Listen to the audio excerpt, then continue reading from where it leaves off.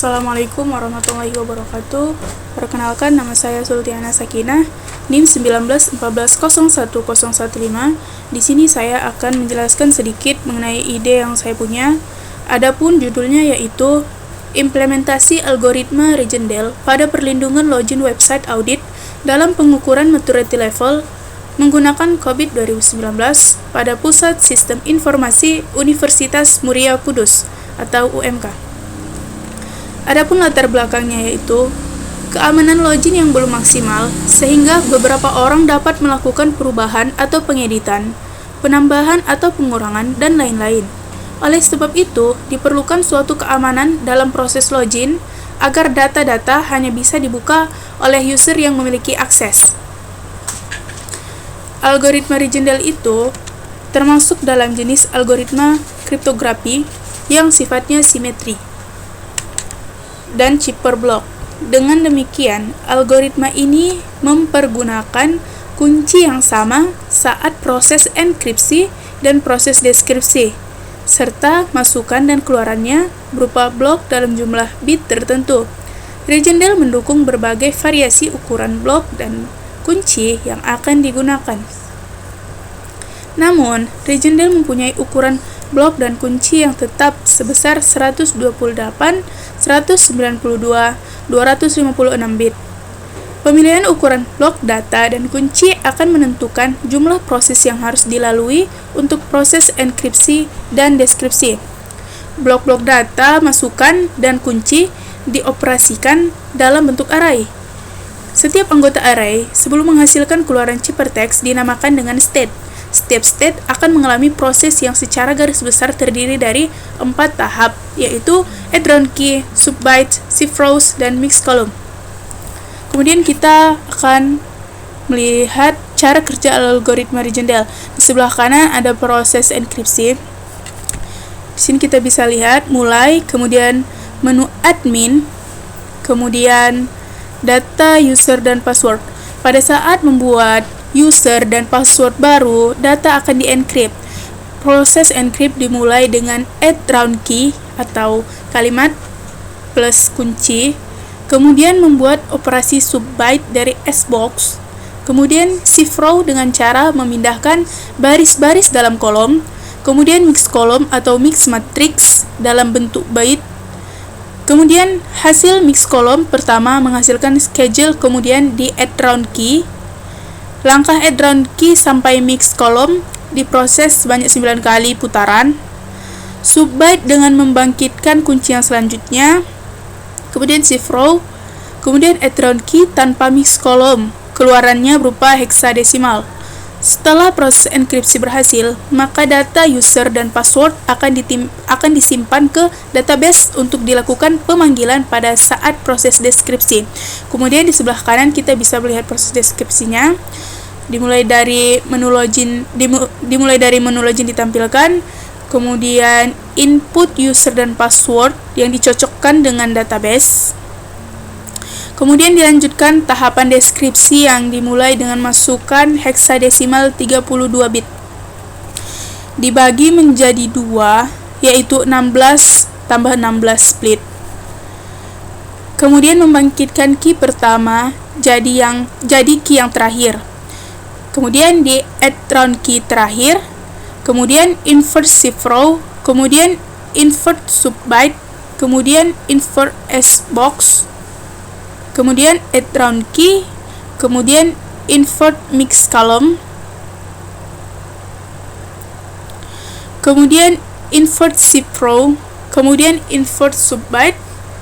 Langkah invert diproses sebanyak 9 kali putaran. Kemudian add round key, kemudian keluarannya heksadesimal diubah ke desimal, kemudian diubah lagi ke huruf atau angka. Kemudian akan dicek lagi user dan passwordnya. Jika iya, maka bisa masuk ke menu utama dari website. Jika tidak, akan diulang dari menu login tadi dengan proses yang sama. Kemudian untuk proses loginnya sendiri yaitu mulai, kemudian masuk ke aplikasi web, kemudian proses di login, kemudian proses regendel, kemudian jika enkripsi berhasil, maka bisa masuk ke aplikasi dan selesai. Jika tidak, maka proses login akan diulang sampai bisa dan akan melalui tahap yang sama seperti sebelumnya. Aplikasi web menggunakan security algoritma regendel. Tampak dalam gambar tersebut dimulai dari masuk aplikasi, kemudian input pada login, setelah dimasukkan nama dan password, maka akan dienkripsi. Dan ketika enkripsi berhasil dan data valid, maka aplikasi dapat digunakan. Ini untuk tampilan halaman loginnya. Dan ini merupakan tampilan halaman utama dari website audit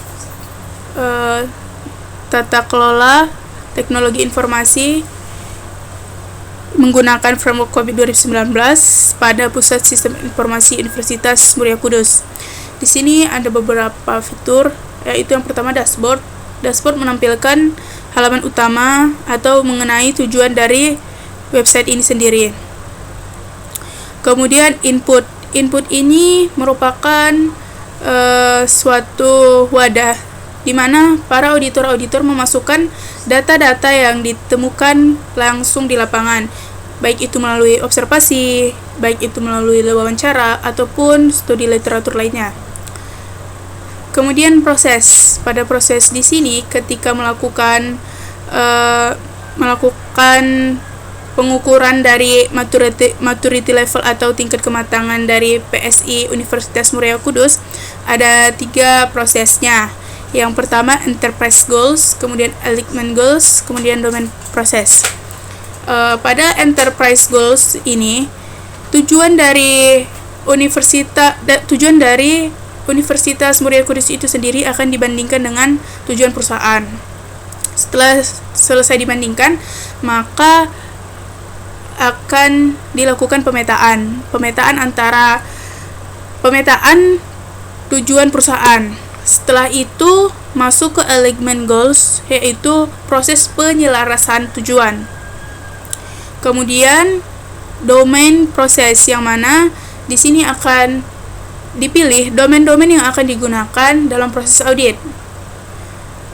Kemudian output ini berisi hasil dari pengukuran maturity level itu sendiri atau tingkat kematangannya.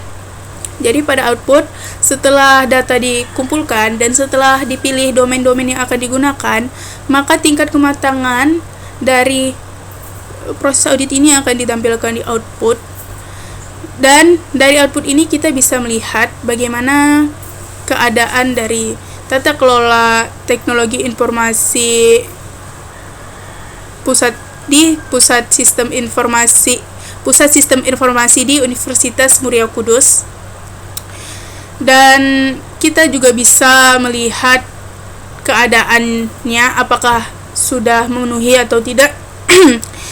Dan dari hasil ini juga kita bisa mengambil keputusan selanjutnya untuk kebijakan-kebijakan yang dapat memperbaiki atau meningkatkan tata kelola di Pusat Sistem Informasi Universitas Muria Kudus itu sendiri. Itu saja dari saya, lebih dan kurang mohon maaf. Assalamualaikum warahmatullahi wabarakatuh.